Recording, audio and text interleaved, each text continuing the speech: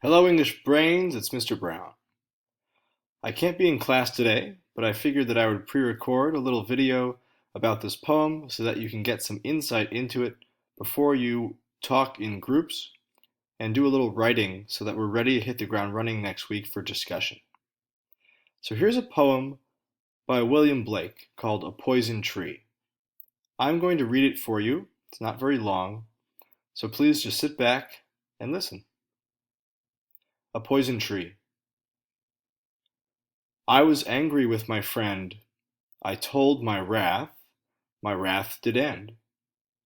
I was angry with my foe, I told it not, my wrath did grow.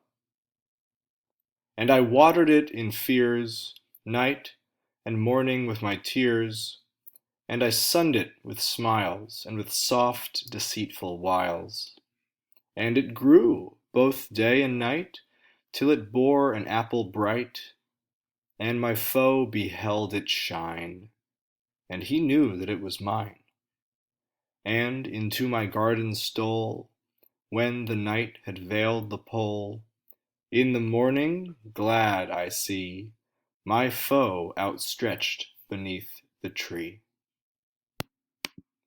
All right, so real quick, I've switched back to Genesis 2 and 3, which is what you read for last class.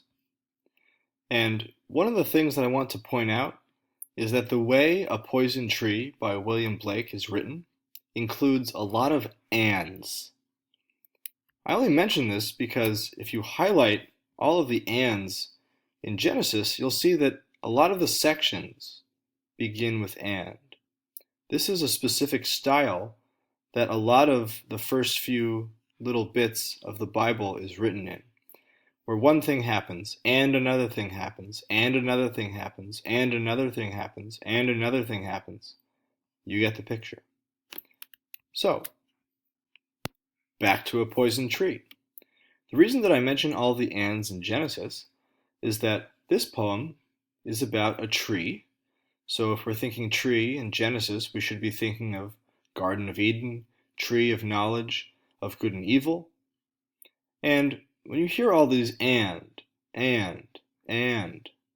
so on and so forth, all the ands in this poem should be bringing you back to all the ands in Genesis. William Blake was no dummy. He definitely did this on purpose. This poem is supposed to have a biblical feel to it.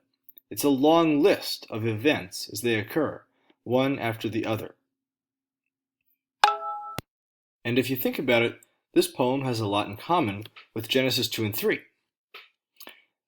There's someone who grows a tree, just like there's a tree of knowledge of good and evil in the Garden of Eden. In this poem, the fruit is an apple. You may have noticed in Genesis 2 and 3 that the fruit is never actually named, it's just a fruit. And this fruit has special qualities. In Genesis 2 and 3, the fruit bestows, it gives the knowledge of good and evil. In this poem, it doesn't necessarily do that. Let me define some words for you really quick, and then I'm going to talk about what the fruit does when his foe, the speaker's foe, eats it.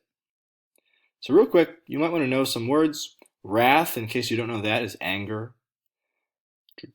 What else do we have here? Wiles. Wiles are like tricks, deceptions. To behold something, if you say in the past tense that your foe beheld it shine, what you're saying is that he looked at it. He saw it.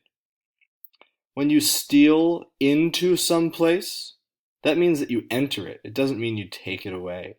If I steal your lunch money, I'm taking it from you. But if I steal into your backyard, I'm entering your backyard in a secret way. Promise I won't ever do that, by the way. Lastly, the most confusing thing people usually find about this poem is this: veiled the pole. You know that Earth has a North Pole and a South Pole. You may also know that the word veil kind of refers to something you use to cover something up. So if night is veiling the pole, all that means is that it's nighttime, it's dark, and that this foe is stealing into the garden, he's sneaking into the garden, and he takes a bite of the apple, he eats the fruit that he is jealous of because he's beheld it, he's seen it. And in the morning, he's outstretched. And to be outstretched means to be laid out, lying down on the ground once the sun comes up. And people usually don't keep sleeping when the sun is shining in their face, which I think suggests that, to return to my earlier point, after the foe of the speaker eats the fruit, he dies. All right, so I'm going to wrap this up. I just wanted to let you know that there is some conversation being had here between this poem and Genesis 2 and 3. Not only in how all these ands are repeated and how the story is told, but also because of the fact that there is a tree. It has a special fruit. The fruit is kind of magical. It's poisonous. It's an apple, so it shouldn't really be poisonous. And I also point out that we talked about metaphor the other day. Metaphor is when you say that something is actually something else, right? So it kind of acts like a symbol. This tree here may not be a literal tree. It's a symbol for the speaker's anger, for the speaker's wrath. So the fact that he waters it with fears, the fact that he suns it, he gives it sunlight with smiles and deception, and the fact that it grows because of this and then bears a poisonous apple suggests that it's not really a tree. It's a symbolic representation of this speaker's anger or feelings of uncertainty or discomfort with his foe. And go back to the first two lines of this poem, and you'll see that there's a real lesson here, right?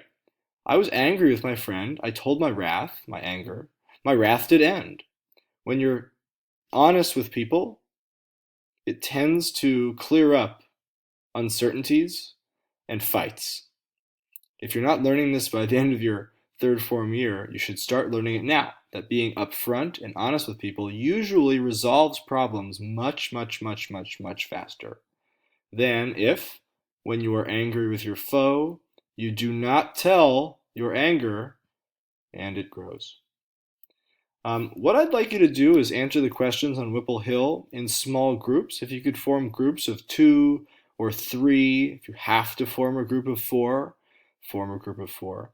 But look at the questions on Whipple Hill and talk about them as a group.